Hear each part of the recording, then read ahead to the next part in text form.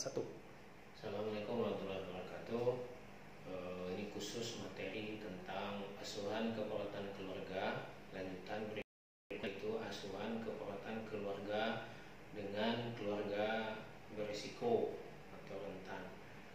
Ada 3 kategori keluarga.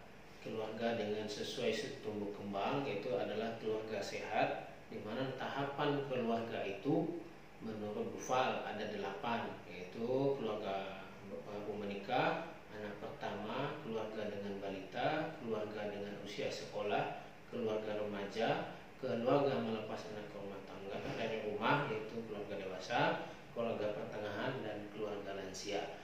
Ini namanya keluarga kategori tumbuh kembang. Sementara keluarga risiko adalah keluarga sesuai tumbuh kembang tapi memiliki risiko penyakit. Dan risiko ini misalnya yaitu pada remaja berisiko gagal tumbuh kembang atau berisiko pergaulan bebas. Ini namanya risiko. Jadi hanya satu risiko penyakit atau risiko masalah kesehatan. Ketiga adalah kategori keluarga rentan atau vulnerability. Vulnerable ini dikatakan rentan atau dikatakan beresiko berlipat, minimal 2 atau 3 bahkan lebih risiko yang akan terjadi pada keluarga tersebut.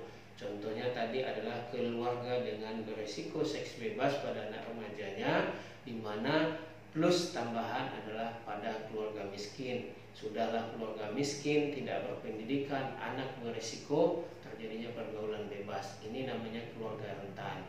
Kata kunci keluarga rentan adalah tidak terakses dengan baik terhadap pelayanan kesehatan. Ya, apa itu contohnya penyebabnya? Yang pertama dari segi geografis karena jauh, ya seperti di Papua, di pelosok desa, di remote area, di daerah perbatasan, di pulau yang jauh sana, ini termasuk keluarga rentan di mana jauh dan susah terakses oleh pelayanan. Kemudian dari segi stigma, di mana keluarga ini malu, takut karena takut teridentifikasi, diketahui penyakitnya. Seperti contoh pada pasien corona hari ini menyembunyikan penyakitnya, pasien TBC, HIV. Ini sama keluarga rentan, dia tidak mau bercerita tentang penyakitnya dan menyembunyikan penyakitnya. Dan yang berikutnya adalah dikatakan rentan apabila dia tidak memiliki jaminan asuransi seperti BPJS atau asuransi lainnya untuk memanfaatkan fasilitas ini. Bahkan mereka tidak punya kartu tanda penduduk sebagai syarat mendapatkan fasilitas kesehatan. Siapa mereka? Mereka adalah orang-orang yang homeless, orang-orang yang orang-orang pengemis, atau orang-orang yang hidup di jalan yang tidak punya KTP. Ini dikatakan juga orang-orang yang rentan. Di Indonesia semua ini ada. Maka kategori ini harus diingat. Jadi ingat, kategori keluarga ada tumbuh kembang, ada risiko, ada rentan.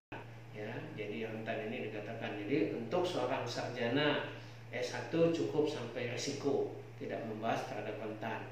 Untuk kategori keluarga rentan ini dibahas oleh keperawatan spesialis. Nah, untuk berisiko ini Anda harus risiko-risiko apa saja setiap tahapan tumbuh kembang itu.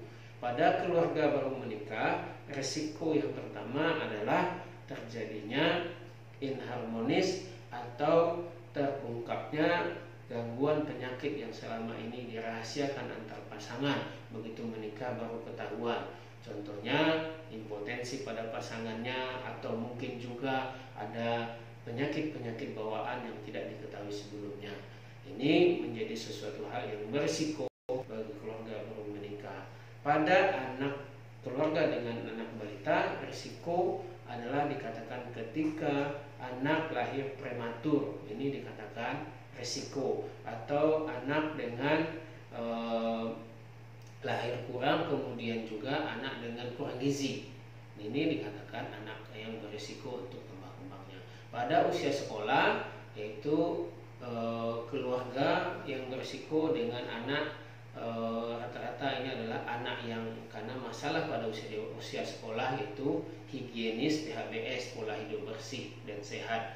Maka pada usia ini anak-anaknya adalah tetap gizi tidak terpenuhi, risiko penyakit makanan jadi. Nah, kemudian pada usia remaja yang paling berbahaya dan berisiko adalah pergaulan bebas, bisa menyebabkan narkoba, tawuran, kemudian bahkan seks bebas di antara remaja. Ini sudah banyak kasus remaja hamil di luar nikah pada usia remaja SMP dan SMA. Angka bisa ketemu di beberapa rumah sakit dan puskesmas, bisa ketemu angka 10 sampai belasan orang setiap bulan remaja datang ke puskesmas dengan kondisi hamil. Ini fenomena yang harus kita waspadai pada keluarga remaja. Pada usia dewasa, risikonya adalah pertama, ketidakmandirian seorang dewasa menghadapi hidup mandiri, atau juga terjadinya penyakit-penyakit bawaan yang muncul pada usia dewasa, atau juga karena ketidakpercayaan diri menghadapi kemandirian, dan ini menjadi suatu masalah dalam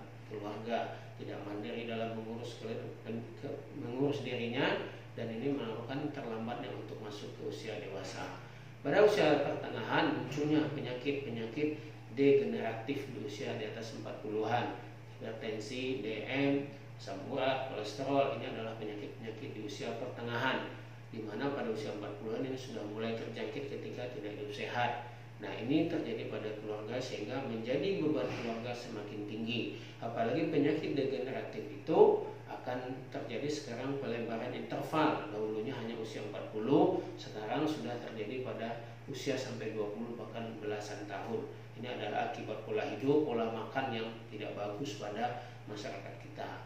Nah, kemudian pada usia lansia, keluarga lansia ini yang berisiko adalah yang sudah mengalami penyakit degeneratif, di mana hal ini akan menjadi beban tersendiri bagi keluarga lansia.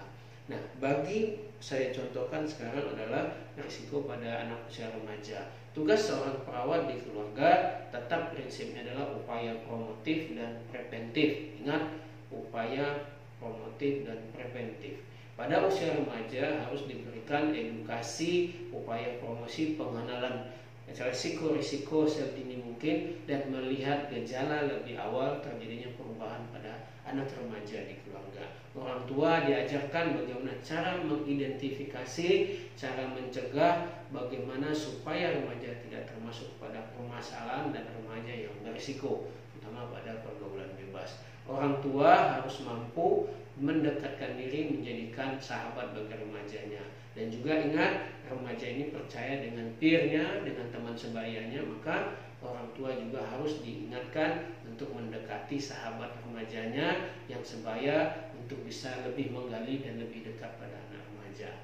Inilah tugas keluarga. Dan kemudian juga dikenalkan perubahan-perubahan fisik, emosional, mental yang terjadi pada anak remaja di keluarga supaya tidak terjadi risiko tadi. Kapan risiko itu bisa dikatakan terjadi? Ya, ketika terjadi masalahnya. Kapan risiko itu akan bisa terjadi? Akan terjadi ketika sudah ada indikator-indikator mendekati sebuah risiko. Contohnya adalah anak siapa yang berisiko terjadi pergaulan bebas, mulai tidak disiplin, mulai melawan orang tua, mulai berbohong. Ini mengatakan sangat berisiko seorang remaja untuk berisiko melakukan tindakan-tindakan berisiko. Apa akibatnya? Hamil remaja, maka dia tidak akan berusaha untuk menggugurkan kandungan. Ini lebih berbahaya lagi. Supaya jangan tahu, inilah supaya jangan jauh terjadi. Tugas kita perawat di keluarga mengedukasi keluarga dan juga mengedukasi remajanya, mengajak remaja dan teman sebayanya untuk diintervensi di keluarga.